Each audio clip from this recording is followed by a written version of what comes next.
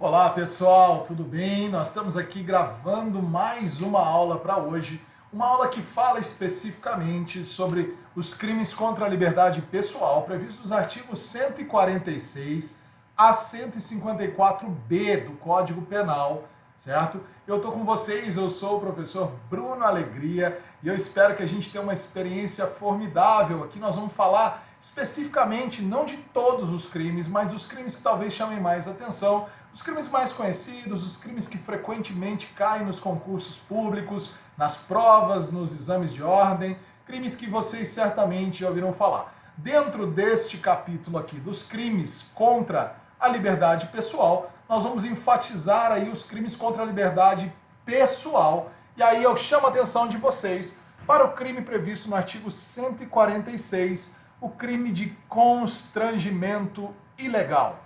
O crime de constrangimento ilegal é um tipo subsidiário. O que significa isso? O professor André Stefan chama de tipo subsidiário ou de soldado de reserva, porque é um tipo penal que traz um dolo genérico, que consistente em empregar a violência ou a grave ameaça, ou qualquer outro meio que reduza a capacidade de resistência da vítima, para que essa vítima faça o que a lei não manda ou deixe de fazer algo que a lei determine. Tem uma diferença grande com o crime de extorsão. Esse crime previsto aí no 146 traz para a gente uma diferenciação muito grande por conta desse dolo. Por isso é chamado aí de um crime subsidiário, um tipo subsidiário. A gente só vai utilizar o crime previsto no artigo 146 quando não houver outro crime mais específico para se utilizar, ok? Então olha só, vamos lá, vamos acompanhar e perceber algumas nuances desse crime aí. Olha só, o crime previsto no 146 traz como característica aí uma conduta que é utilizar aí para constranger a violência, a grave ameaça ou qualquer outro meio que reduza a capacidade de resistência da vítima. Como nós já falamos, quando tratamos de outros crimes, lá no título dos crimes contra o patrimônio, mais especificamente no crime de extorsão, constranger significa impor uma condição a alguém. De que forma? Com violência, e quando o Código Penal fala violência, ele está se referindo à violência física, grave ameaça, a violência psicológica, ou qualquer outro meio de resistência que a gente pode chamar aí até de violência imprópria, né? Isso.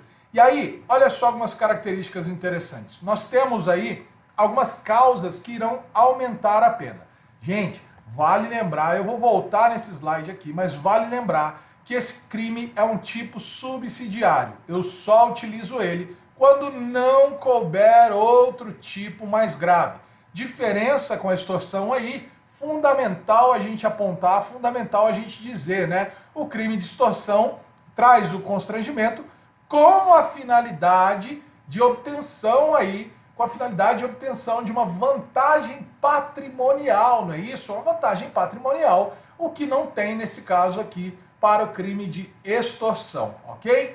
Então olha só, dando sequência, a gente vai ver hipóteses aí de causa especial de aumento de pena. A pena será aplicada em dobro e cumulativamente se para a execução desse crime reunirem-se mais de 3 pessoas. É uma causa aí bem objetiva. Basta que mais de 3 pessoas, não são 3, precisa ser no mínimo 4, né, gente? Mais de 3 significa no mínimo 4 pessoas se reúnam na prática desse crime, ou se tiver o emprego de armas. Aqui, a ideia do emprego de armas não é esse plural de armas aí, não é em razão de gênero, tá? De ter mais de uma arma. Mas é em relação aí, aliás, é em razão de gênero, né? Armas. Armas de qualquer natureza. Armas de fogo, armas brancas, certo? E não em relação ao número, à quantidade de armas, ok? O parágrafo 2º traz uma hipótese aí em que, na verdade, é uma hipótese de concurso formal do crime, certo? Que se constranger e dessa violência resultar lesão corporal, aplica também a pena do crime de lesão corporal, seja ela grave ou gravíssima, ou mesmo na forma leve, certo? Então é uma hipótese aí de constrangimento com resultado agravador. Agora, vale dizer, convém destacar aqui, gente, que nós estamos falando de uma hipótese onde ocorre o aumento da pena. Nós estamos falando de uma hipótese onde ocorre o aumento da pena. Seria um concurso formal, porque é a mesma ação do constrangimento com violência que gera a lesão corporal. Só que, no entanto, o Código Penal impõe uma regra como que dá do concurso material, para que se faça o somatório, se apliquem as penas de forma cumulativa, ok? Maravilha. Dando sequência aí, nós vamos ver algumas causas que excluem a tipicidade. São causas excludentes de tipicidade, mas são causas específicas de exclusão dessa tipicidade. Essas causas estarão aí no parágrafo 3º, ok? O parágrafo 3º diz então que não haverá crime. Quando ele diz não haverá crime, significa que o fato continua a ser típico, certo? O fato continua a ser típico, porém, mesmo o fato sendo típico, nós vamos ver a hipótese aqui, onde, sendo o fato típico, exclui a ilicitude. Por isso, é uma causa excludente de ilicitude, certo? Uma causa especial de exclusão da ilicitude. E olha só o que diz aí pra gente, ó. Na realização de intervenção médica ou cirúrgica, ainda que contra a vontade do paciente ou seu representante, se justificada por iminente risco de vida. Gente, uma discussão que tem muito em torno disso aqui é quando, por exemplo, o indivíduo por convicções religiosas não toma uma providência, não aceita um tratamento, não aceita uma intervenção de emergência, por exemplo, uma transfusão de sangue dentro de um pronto atendimento ali. O médico pode sim agir desde que haja aí esse iminente risco para a vida do indivíduo e, por consequência disso, o médico faça isso aí, buscando resguardar a vida desse indivíduo. E na coação empregada para impedir aí que ocorra o suicídio, certo? Nesse caso, a gente vai ver hipótese também onde pode sim haver aí o fato de agir contrariando o indivíduo, constrangendo esse indivíduo aí, para que esse indivíduo, por conseguinte, não pratique, não cometa o suicídio, ok? Algumas observações pontuais aí sobre o crime de constrangimento ilegal, certo? São algumas considerações que são específicas em relação ao crime de constrangimento ilegal. E a primeira delas que a gente vê aí, ó, olha só, a utilização da violência ou da grave ameaça no crime de constrangimento ilegal para obter a confissão ou declaração constitui crime de tortura, é um crime específico. Então lembrem-se disso, ó, constranger alguém mediante violência ou grave ameaça, ou de alguma outra forma reduzir a capacidade de resistência, a não fazer o que a lei determina ou a fazer aquilo que ela não manda.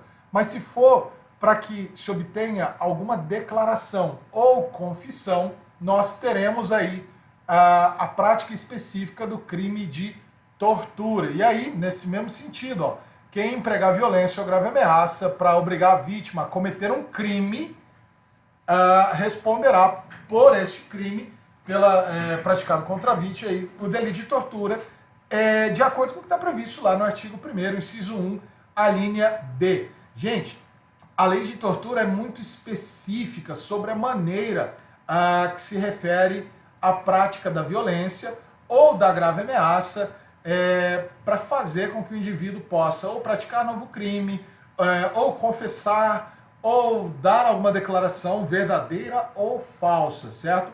E aí volto a dizer, o crime de constrangimento ilegal é um crime subsidiário, né? E sendo um crime subsidiário, eu não aplico aquilo que eu tenho uma lei mais específica, uma lei que trata melhor da situação, certo? Antes dessa lei, que é de 1997, a gente aplicava o constrangimento ilegal, o disposto aí no artigo 146. Depois dessa lei, como veio uma lei aí trazendo um dolo mais específico, nós passamos aí então a aplicar a lei de tortura, certo? E se o agente obrigar a vítima a cometer contravenção penal, responderá pela contravenção e também pelo delito de constrangimento ilegal, ok? Agora vamos falar um pouquinho sobre o crime de ameaça. O crime de ameaça está previsto aí no artigo 147. Crime de ameaça é um crime de menor potencial ofensivo, é um crime, portanto, que deve ser julgado pelos juizados especiais criminais, os GCRIMs, não é isso? E o crime de ameaça traz também consigo algumas peculiaridades aí sobre a maneira de ser tratado. Vamos dar uma conferida aí em algumas considerações. Primeiro, em relação ao que está descrito no tipo penal, não é isso? Ameaçar alguém por palavra, escrito ou gesto ou qualquer outro meio de causar-lhe mal injusto e grave. Olha só, o crime de ameaça é um crime de ação penal pública condicionada à representação. Como é que eu sei disso, professor? Está lá no parágrafo único do 147, que só se procede mediante representação. Assim como no constrangimento ilegal, é um crime subsidiário, tá? O que significa dizer? Percebam que eu posso praticar o roubo com emprego de ameaça, eu posso praticar a extorsão com emprego de ameaça, eu posso praticar o estupro com emprego de ameaça, eu posso praticar tortura com emprego de ameaça. Então existem diversas formas de eu utilizar do expediente da ameaça como meio para executar a minha conduta. Eu só vou aplicar o 147 quando de fato não houver outro tipo penal que seja mais específico, que seja mais voltado para aquele caso ali, ok? Então, o crime de ameaça, assim como o crime de constrangimento ilegal, são crimes subsidiários.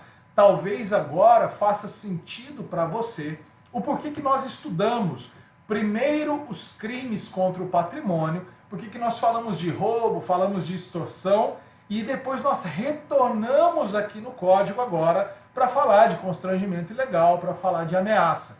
Talvez agora faça sentido para você a gente ter estudado uns crimes mais específicos lá na frente e agora a gente voltar para fazer um estudo de crimes subsidiários, ok? Agora, olha só, quero chamar a atenção de vocês para esse elemento normativo aí, ó, de causar-lhe mal injusto e grave.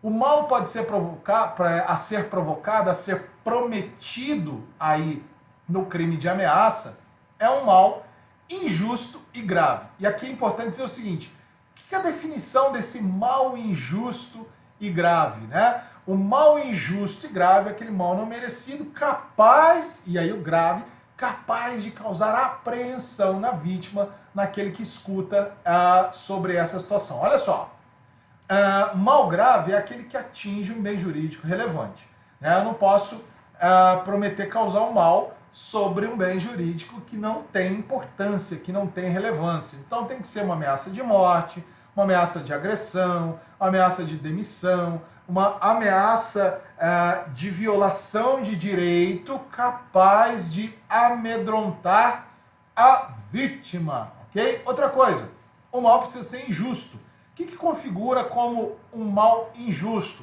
Mal injusto é um mal que não é merecido.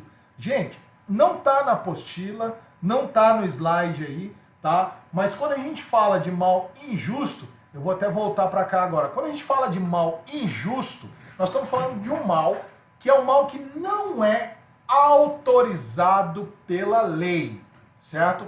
Um mal injusto, assim como uma agressão injusta, é aquela que não é autorizada pela lei, que não tem justificativa.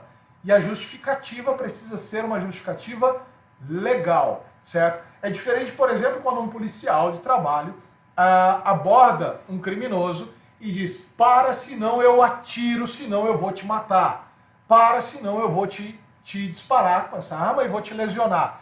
Esse mal, essa promessa desse mal é um mal justo. Por que é um mal justo? Porque tem um amparo da lei, certo? O mal injusto é aquele que não possui o amparo legal, ok? E aí, voltando lá, é preciso que a promessa desse mal aí, injusto e grave, seja verossímil. O que é uma promessa de mal injusto e grave? Verossímil é aquela capaz deixa eu voltar, é aquela capaz de ser cumprida. O que significa isso aí especificamente? Se eu faço uma ameaça de causar um mal injusto e grave a alguém, mas eu não consigo transmitir verossimilhança nisso, ou seja, eu sou incapaz de atingir isso, né? Por exemplo, se você não fizer o que eu estou mandando, eu vou explodir um país inteiro. Ou, por exemplo, bêbado, né? O bêbado que faz ameaças e todo mundo consegue, ou pelo menos a média geral, e a vítima consegue perceber que ele não é capaz de efetivamente cumprir essa ameaça, de atingir esse mal aí. Nesse caso, se o mal não for verossímil, nós não vamos ver aí a capacidade de caracterizar a ameaça, certo? E aí isso influencia na consumação. A ameaça é um crime formal. Só para a gente relembrar, um crime formal é aquele que o tipo penal descreve conduta e resultado. Conduta, ameaçar alguém de causar um mal injusto e grave. Resultado, efetivamente cumprir esse mal injusto e grave.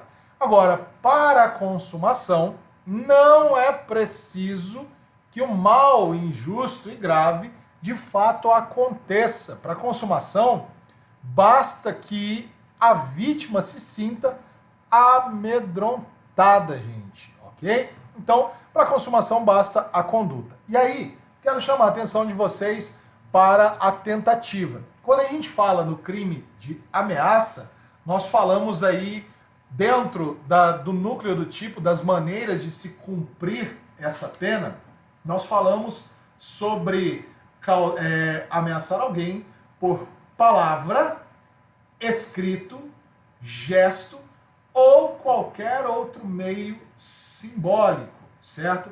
O que acontece? O crime de ameaça pode ser em relação à sua conduta unissubsistente ou plurissubsistente. E aí, o crime plurissubsistente é aquele que a conduta deriva de uma sequência de atos. Já o crime unissubsistente é aquele que a conduta deriva de um único ato. O que significa isso, professor? Significa que quando a ameaça é praticada por escrito, por exemplo, significa que eu, autor, agente do crime, preciso escrever a ameaça, preciso providenciar para que essa ameaça chegue até a vítima precisa ler a ameaça e precisa também, consequentemente, entender essa ameaça. Senão, não está caracterizada a minha conduta. Neste caso, quando eu estiver falando de crime plurissubsistente, a ameaça por escrito, pode-se admitir a tentativa. Vamos supor que eu faça um bilhete ou uma postagem na internet ameaçando alguém, mas o provedor da internet remove essa mensagem, ou meu bilhete escrito, de repente, se perde e não chega ao destinatário. E aí eu estou lá preparando, estou lá escrevendo o meu bilhete bonitinho e tal, mas esse bilhete não chega até o destinatário. Nesse caso aí, gente, nós não vamos ver concretizar a conduta. Um dos atos dessa conduta foi interrompido. E aí admite a forma tentada. Agora, se o crime for praticado de forma unissubsistente, por meio de palavra, aí não dá para ficar na metade da palavra, né? Ou eu vou consumar, ou eu não vou. Tipo, não faz isso, senão eu o quê? Eu o quê? E aí eu não tenho crime consumado, certo? E também não vou ter espaço para tentativa. Então, significa dizer, gente, que na forma tentada só se admite se for de forma unissubsistente. Só se admite se for de forma plurissubsistente. De forma unissubsistente, não admitirá a tentativa. Ok? Crime de sequestro previsto no artigo 148 do Código Penal. Olha só que interessante. Nós já falamos aqui em outras oportunidades,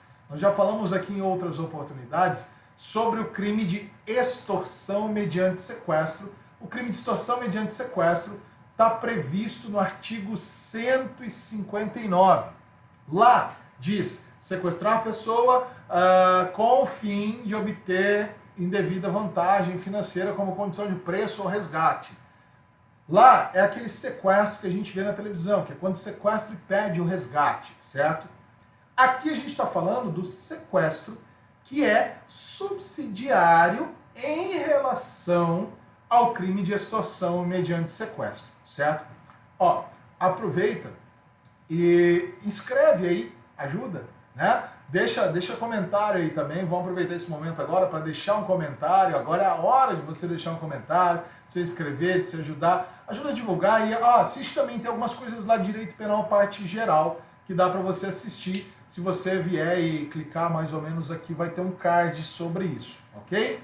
Mas vamos lá, voltando aqui agora, a gente vai ver o sequestro agindo de forma subsidiária também em relação à infração mais grave. Olha só o texto do artigo 148. Privar alguém de sua liberdade mediante sequestro ou cárcere privado. E aí a gente tem um tipo subsidiário. E privar alguém de sua liberdade significa impedir alguém de exercer a sua liberdade de locomoção, a liberdade de ir e vir. Como a gente já mencionou aqui anteriormente, difere da extorsão mediante sequestro, lá do artigo 159, porque na extorsão mediante sequestro, a privação da liberdade tem como finalidade a obtenção de uma vantagem econômica, ok? É um crime permanente. O que é um crime permanente? A consumação se prolonga no tempo enquanto dura o fato, certo? Então, se o indivíduo foi sequestrado hoje, se daqui a um mês ele continua ainda sequestrado, significa que a consumação está prolongando ao longo desse um mês. Consumação ocorre assim que a vítima tem a sua liberdade privada e perpetua até o término dessa privação de liberdade. Olha que interessante isso aqui, ó.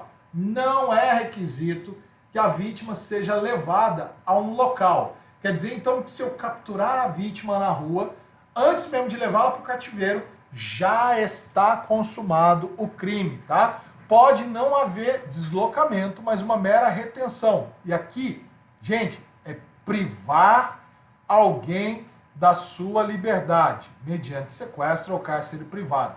Então, só o fato de eu impedir a pessoa de seguir na rua, o fato de eu reter essa pessoa, já está caracterizado o crime. Agora, olha só que interessante. A tentativa é possível, porque nós estamos falando de um crime que, além de permanente, é um crime material, que exige para sua consumação aí que a vítima tenha a sua liberdade de locomoção, de ir e vir cerceada, certo?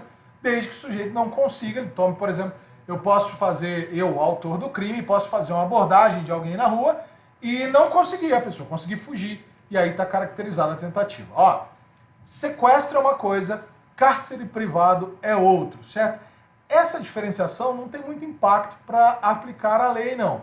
Então é uma diferenciação muito mais voltada para o conceito técnico ou teórico da coisa. No sequestro, a vítima tem a possibilidade de andar.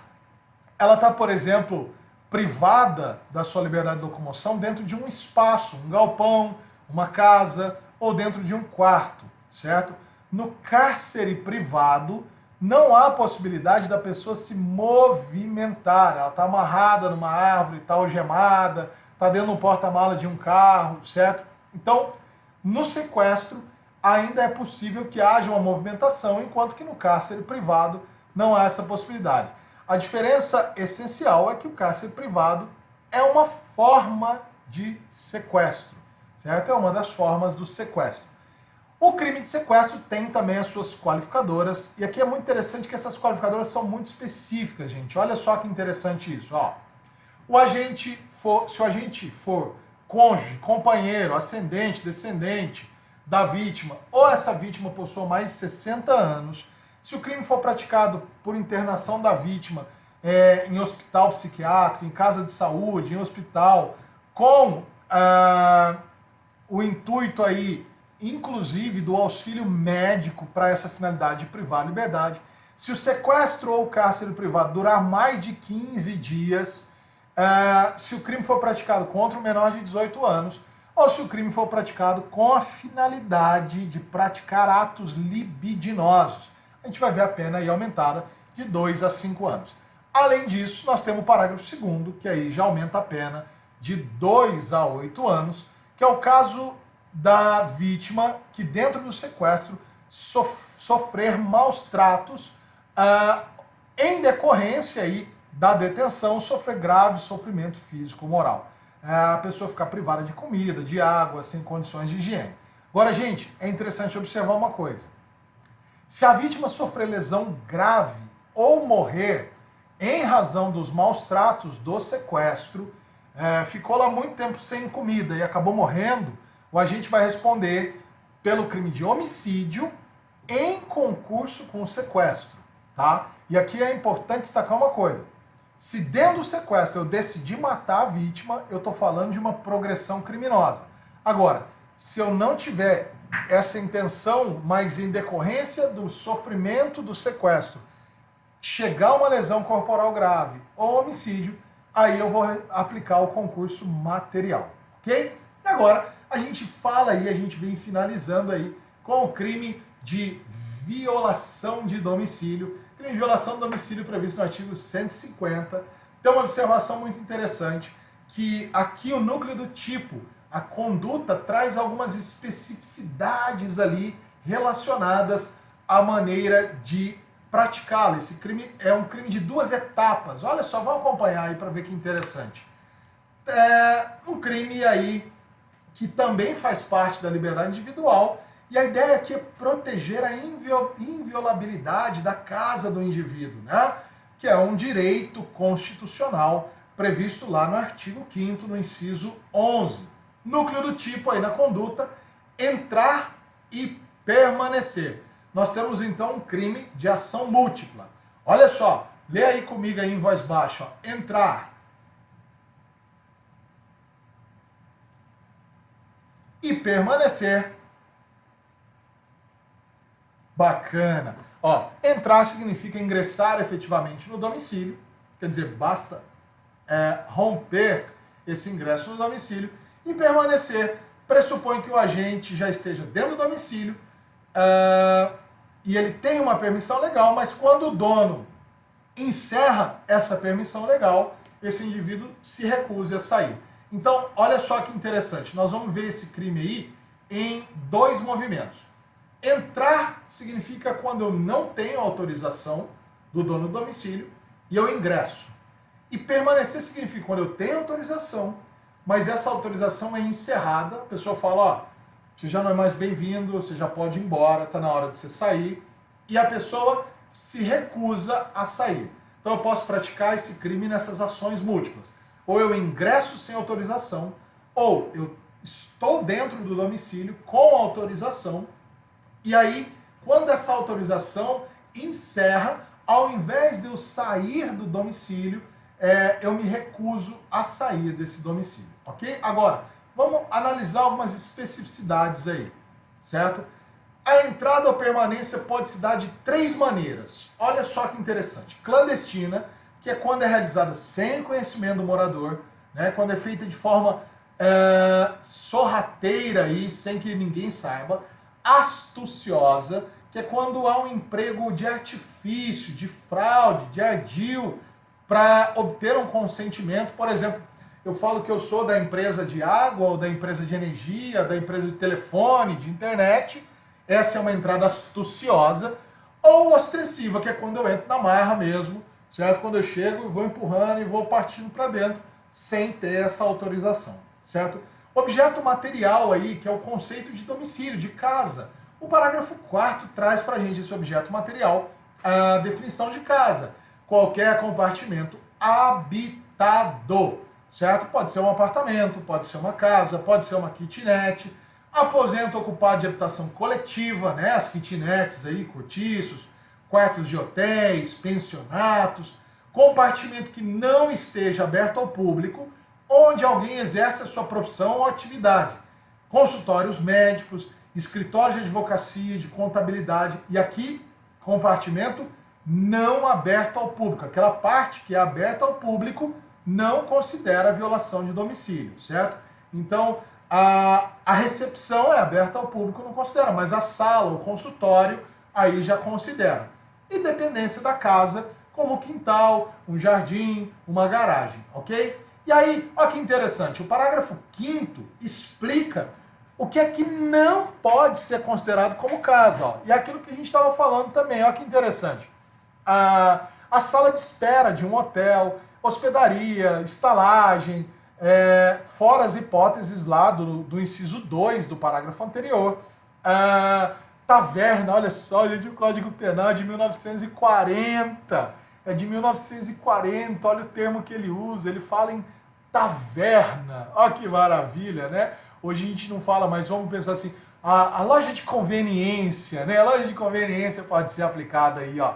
Casas de jogo, que também nós não temos mais, e outras do mesmo gênero. Enfim, locais públicos, como bares, restaurantes, lanchonetes, não podem ser considerados aí dentro da violação do domicílio, ok? Sujeito ativo, qualquer um pode praticar, é um crime comum, certo?